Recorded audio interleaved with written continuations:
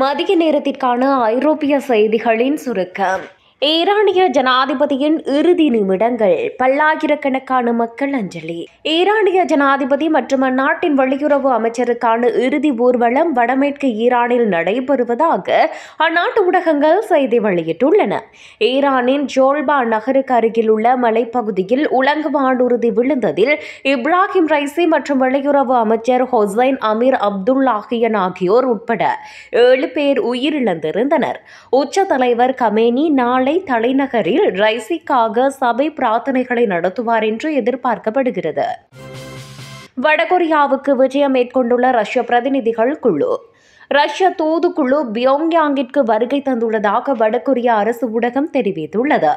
ரஷ்ய கூட்டமைப்பு கவுன்சிலின் சர்வதேச விவகாரங்களுக்கான குழுவின் உறுப்பினரும் ரஷ்யா வடகொரியா நட்புறவு நாடாளுமன்ற குழுவின் தலைவருமான கிரிகோரி ரஃபோடா தலைமையிலான தூதுக்குழு பியோங்யாங் விமான நிலையத்திற்கு வந்ததையும் வடகொரிய சமதரப்பினர் ரீ சோலால் வரவேற்கப்பட்டுள்ளனர். ரஷ்ய உத்தரவின் பேரில் நாச வேலையில் ஈடுபட்ட 9 பேர் போலந்தில் கைது. ரஷ்ய சேவைகளின் உத்தரவின் பேரில் நாட்டில் மேற்கொள்ளப்பட்ட நாச வேலை செயல்கள் தொடர்பாக 9 பேரை போலந்து போலீசார் கைது செய்துள்ளதாக பிரதமர் டொனால்ட் டஸ்க் தெரிவித்துள்ளார். அடித்தல், தீ வைப்பு மற்றும் தீக்குளிக்க முயற்சி ஆகியவை இதில் அடங்கும். இந்த விவகாரத்தில் போலந்து தனது நட்பு நாடுகளுடன் ஒத்துழைப்பதாகவும் சதிகள் லிதுவேனியா, லாட்வியா மற்றும் ஸ்வீடனையும் பாதித்ததாகவும் அவர் கூறினார். கடும் பின்னடைவில் உக்ரைன் ராணுவம். நேரடியாக களமிறங்க உள்ள நேட்டோ ராணுவம். ரஷ்யாவுக்கு எதிரான போரில் உக்ரைன் பாரிய பின்னடைவை சந்தித்துள்ளதாக கிரெம்ளின் தெரிவித்துள்ளது. உக்ரைன் ராணுவம் பின்னடைவு கண்டமையால் மேற்கத்தைய தலையீட்டை உக்ரைனிய ஜனாதிபதி வோலோடிமிர் செலன்ஸ்கி விரும்புவதாக கிரெம்ளின் தெரிவித்துள்ளது.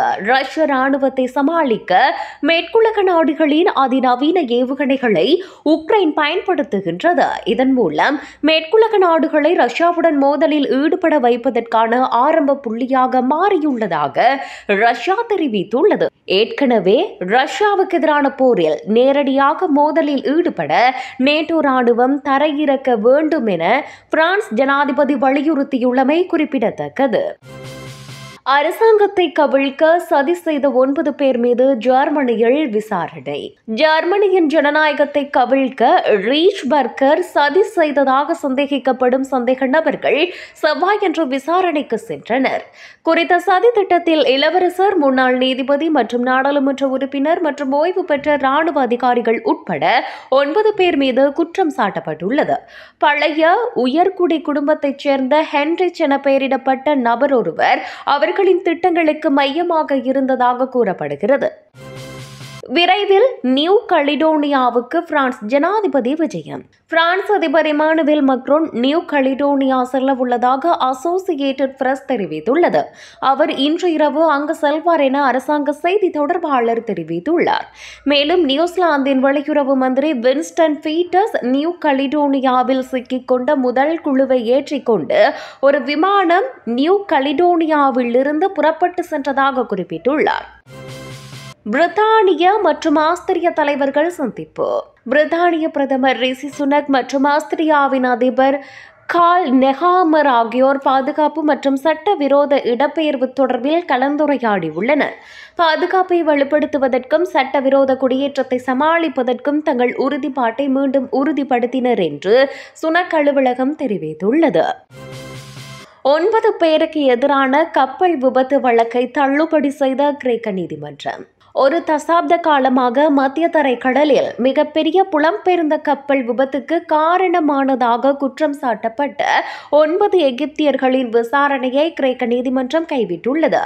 சர்வதேச கடற்பகுதியில் கப்பல் மூழ்கியதன் அடிப்படையில் இந்த வழக்கை விசாரிக்க தங்களுக்கு அதிகாரம் இல்லை என தெற்கு துறைமுக நகரமான கலமாடாவில் உள்ள நீதிபதிகள் தீர்ப்பளித்துள்ளனர். கடந்த ஜூன் மாதம் லிபியாவில் இருந்து ஐரோப்பா நோக்கி சென்ற அட்ரியானா என்ற மீன்பிடி படகு மூழ்கியதில் 600க்கும் மேற்பட்டோர் நீரில் மூழ்கி உயிரிழந்ததாக அஞ்சப்படுகிறது. அமெரிக்காவும் ஐரோப்பாவும் இணைந்து சீனாவுக்கு பதிலளிக்க வேண்டும். ஜானட் ஜெல்லன்.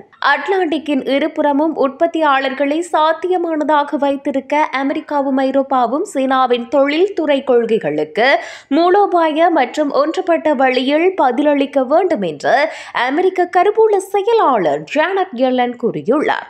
பிராங்க்பர்ட்டில் அமெரிக்க ஐரோப்பிய கூட்டணியின் முக்கியத்துவம் குறித்த கருத்துக்களில் சீனாவின் அதிகப்படியான தொழில்துறை திறன் அமெரிக்க மற்றும் ஐரோப்பிய நிறுவனங்கள் மற்றும் வளர்ந்து வரும் சந்தை நாடுகளின் தொழில்துறை வளர்ச்சியை அச்சுறுத்துவதாக எலன் சுட்டிக்காட்டியுள்ளார்.